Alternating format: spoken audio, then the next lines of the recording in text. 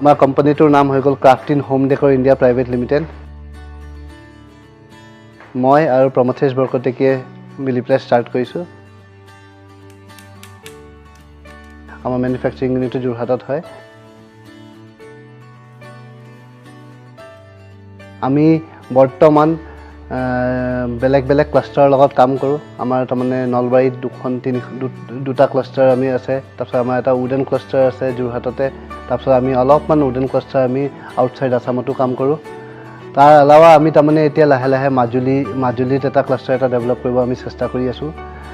আমি তাৰমানে বৰ্তমান তাৰমানে বাঁহ, বেত, মেটেকা আৰু জুট আৰু লেডাৰ আৰু উড এই গোটেইখিনি বস্তুৱেদি হোম ডেকৰৰ কাৰণে প্ৰডাক্ট এটা বনাওঁ।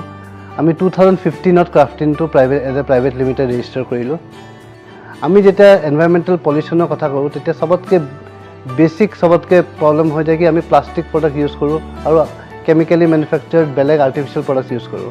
আমি যদি নিজৰ ঘৰতে এতিয়া চাওঁ তেতিয়া আমি চাম কি মেক্সিমাম বস্তু আমাৰ তাত এনেকুৱা আছে যোনটো প্লাষ্টিক বা আৰ্টিফিচিয়েল আছে। Over the past 25 years, the number of workers living in extreme poverty has declined dramatically, despite the lasting impact of the 2008 economic crisis and global recession.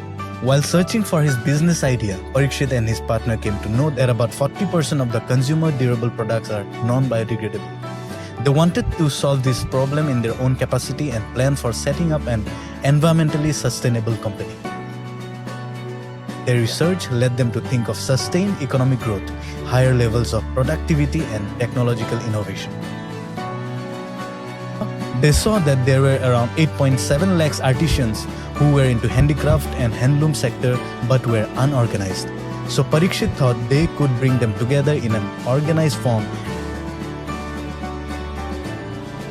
যদি আমি সব মানুহক এটা অৰ্গেনাইজ ষ্ট্ৰাকচাৰলৈ লৈ আনিব পাৰোঁ আৰু এটা চিষ্টেম এটা প্ৰচেছত যদি আমি ড্ৰাইভ কৰিব পাৰোঁ তেতিয়া তাৰমানে আমাৰ বস্তুখিনি তাৰমানে আমি এটা আমাৰ উদ্দেশ্যটো পূৰিত হ'ব। যেতিয়া আমি KraftInnটো ষ্টাৰ্ট কৰিলোঁ তেতিয়া আমি ভাবিলোঁ কি প্ৰডাক্ট আমি বনাম। তেতিয়া আমি দেখিলোঁ কি তাৰমানে আৰু কেনেকৈ বিকিম, কাৰণ আমাৰ একো বিজনেছ বেকগ্ৰাউণ্ড নাই ক'তো। আৰু তাৰপিছত আমি যেতিয়া আমি কামটো চলি আছিলোঁ, আমি এটা নিজৰ ছিষ্টেমত এটা কাম চলি আছিলোঁ, তেতিয়া আমি গম পালোঁ কি যোৰহাট এগ্ৰিকালচাৰ ইউনিভাৰ্চিটিত NEATEHUB বুলি এটা ইনকিউবেশ্যন চেণ্টাৰ এটা খুলিছে, য'ত তাৰমানে আমাৰ নিচিনা এণ্টাৰপ্ৰেনাৰ্ছক এটা ফ'কাছ লাৰ্ণিং এটা এপ্ৰ'চেদি তাৰমানে বস্তুখিনি আগবঢ়াবৰ কাৰণে কেনেকৈ সুবিধা দিব পাৰে। তেতিয়া আমি ভাবিলোঁ কি এনৰল হৈ পেলাই চাওঁ। আমি যেতিয়া এনৰল হ'লোঁ তেতিয়া আমি গম পালোঁ কি আমি তাৰমানে আমাৰ ৰেভিনিউ লিকেজ ক'ত হৈ আছে, আমি কেনেকৈ মডেলটো আমাৰ ভিজনটো কেনেকৈ ডাঙৰ হ'ব পাৰে। তো তাহাঁতি আমাক বিল্ড আপ কৰিলে কি আমি কেনেকৈ ভিজনটো গ্ৰ' কৰিব পাৰোঁ। এটা ষ্টেপ বাই ষ্টেপ এপ্ৰ'চত আমাক তাৰমানে গাইড কৰিব চুৰু কৰিলে কি এইটো পিছত এইটো ষ্টেপ। তো ইটছ এ লাৰ্ণিং প্ৰচেছ। আমি এভৰি ষ্টেপতে আমি নিজকে এপ্লাই কৰিব লাগে। This is how KraftInn began their venture. After receiving much needed guidance and financial assistance from NEATEHUB, KraftInn has listed their products on various e-commerce platforms like Flipkart, Amazon Pepperfry, and soon becomes one of the leading home decor company in India.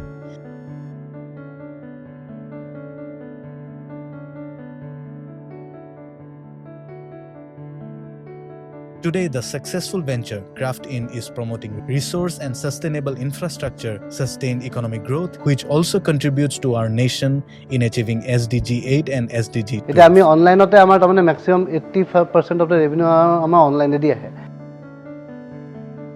ইনকামটো সদায় খালি money is not the only source of income. ইনকামটো বহুত বেলেগ ধৰণৰ বস্তু income হয়। আপোনাৰ মেণ্টেল ছেটিছফেকশ্যন হৈ গ'ল, আপুনি যি কাম কৰি আছে, আপুনি এখন সমাজখনত এটা নতুন এটা প্ৰচেছ এটা ক্ৰিয়েট কৰিব চেষ্টা কৰিছে, আপোনাৰ নিজৰ এটা কণ্ট্ৰিবিউশ্যন এটা হৈছে, সেইটো বহুত ডাঙৰ ইনকাম। আপুনি আজি যদি ফিল নকৰে, হয়তো কেইটামান দিনৰ পিছত আজি যদি আপুনি ৰিয়েলাইজ নকৰা, মষ্ট প্ৰবেবলি বাই আপুনি যেতিয়া 4-5 বছৰ পিছত আপুনি যেতিয়া বেকত চাব কি মই কি কাম কৰিলোঁ, সেই এচিভমেণ্টছটো তেতিয়া আপুনি তাৰমানে গৌৰৱান্বিত কৰিব পাৰে।